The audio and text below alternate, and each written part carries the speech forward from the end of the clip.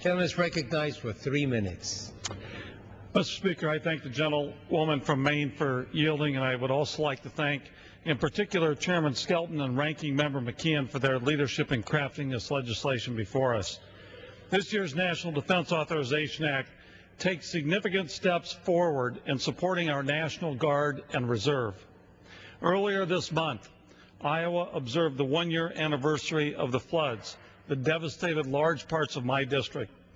The Iowa National Guard played a critical role in the response to those floods, and their heroic work is a testament to the vital function the National Guard plays in domestic disaster response, even as their role in operations abroad increases. Nationwide, more than 700,000 National Guard and Reserve soldiers have been called to duty since September 11, 2001.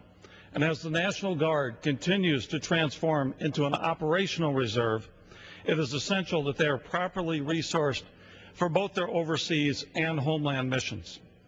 This bill provides $6.9 billion, $600 million more than the President's request, to address equipment shortfalls in the reserve components. It also extends health care coverage for the National Guard and Reserve and makes essential investments in National Guard facilities, including the Fairfield, Cedar Rapids, Muscatine, and Middletown facilities in my district. I am very proud also that the NDAA includes an amendment I offered with Ms. Bordallo to improve National Guard readiness by requiring the Secretary of the Army to report to Congress on the creation of a trainees, transients, holdees, and students account. At any given time, 13.3% of the Army National Guard is non-deployable, and this account would serve as a temporary unit for these soldiers.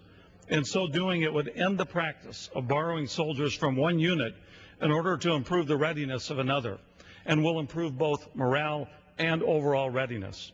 I strongly urge support for the rule and for the underlying bill, and I yield back the balance of my time. And we yield back. Gentleman from Florida. Speaker, it's my privilege to yield 3 minutes to the distinguished Republican whip, Mr. Cantor.